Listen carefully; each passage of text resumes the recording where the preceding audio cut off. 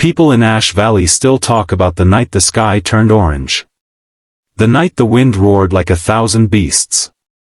The night a young single mother, Emma Lee, ran through the burning forest with her baby pressed to her chest, praying someone, anyone, would hear her cries.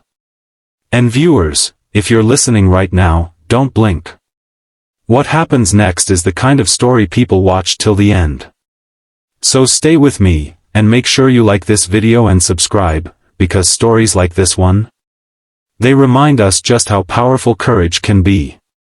Emma had always lived quietly on the edge of the valley, raising 7-month-old Noah without asking a soul for help. Life had already thrown her enough storms, being abandoned by her boyfriend the moment she told him she was pregnant, losing her job the week she gave birth, and fighting every day to keep a roof over her baby's head. But nothing compared to the storm that arrived that evening. The day the forest caught fire. It started as a distant glow beyond the treetops, something she thought would burn itself out before getting close. But the wind changed. Embers jumped like angry sparks carried by invisible hands, landing in dry brush near her little cabin. Within minutes, the whole world seemed to inhale smoke. Noah woke up coughing, tiny fists waving in panic. Emma grabbed him, wrapped him in a blanket, and rushed outside, only to find the forest road already blocked by falling branches and flames licking across the dirt path.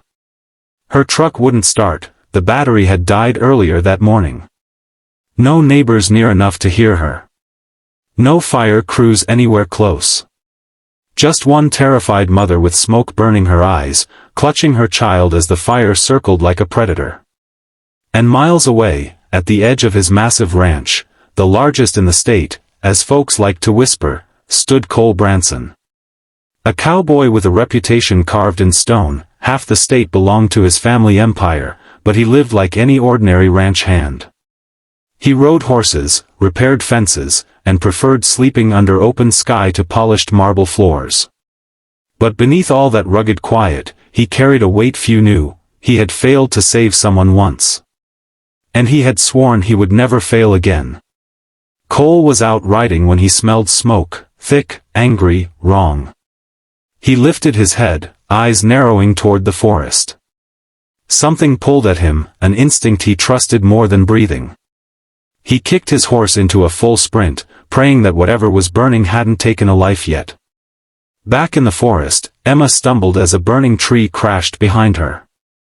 Heat slammed against her back like a wave. Noah wailed, and she tightened her grip, her knees trembling. She didn't know where to run anymore.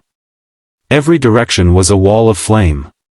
She collapsed beside a fallen log, shielding her baby with her body, whispering, "It's okay, sweet boy. Mama's here. Mama's not leaving you." Through the roar of the fire, she thought she heard hooves. She lifted her head. For a moment she wondered if it was the smoke playing tricks on her. But then she heard a voice, a deep, steady voice cutting through the nightmare. "Ma'am. Hold on, I'm coming." Cole burst through the smoke on horseback, Ash clinging to his hat and jacket.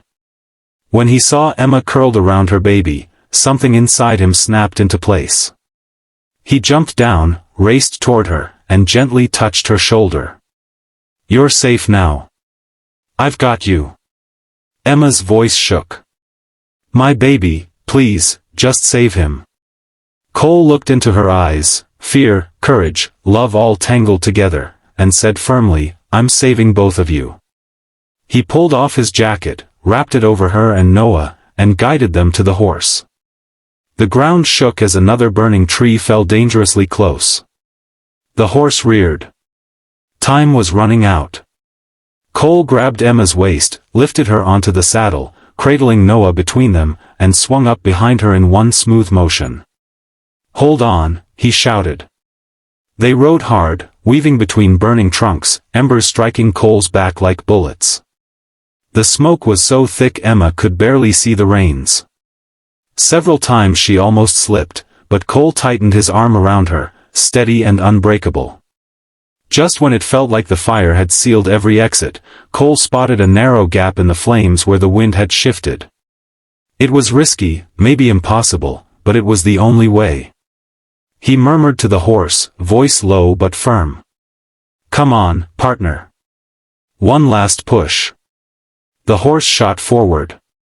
Heat blasted them from both sides. Emma screamed as flames brushed her leg. Cole bent over her, shielding her and Noah with his own body. For a terrifying heartbeat, everything was fire. Then they burst through. Cool air hit them like a miracle. They raced across an open field until Cole finally pulled the horse to a stop near a creek far from danger. Emma slid off, knees giving out. She clutched Noah to her chest and sobbed, shaking, gasping, alive. Cole knelt beside her, gently placing a hand on her back. "You did good. You kept him safe."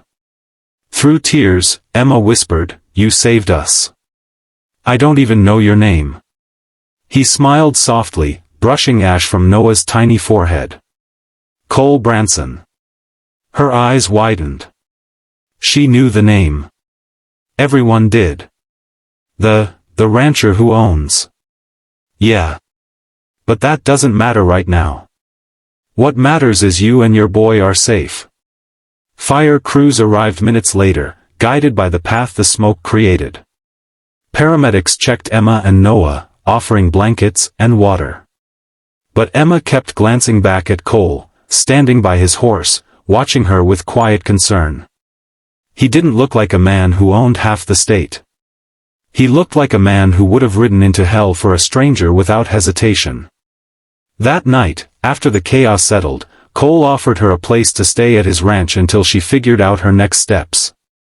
She tried to refuse, but he simply said, "You're not alone anymore." And something about the way he said it made her believe him.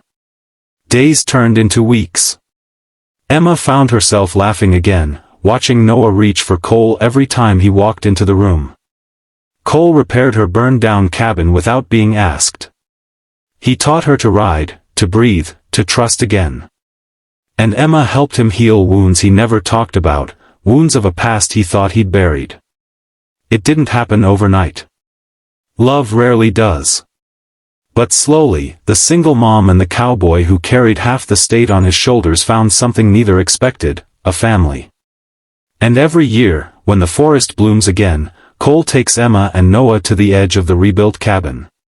He lifts Noah onto his shoulders and says, "This is where your mama fought the fire.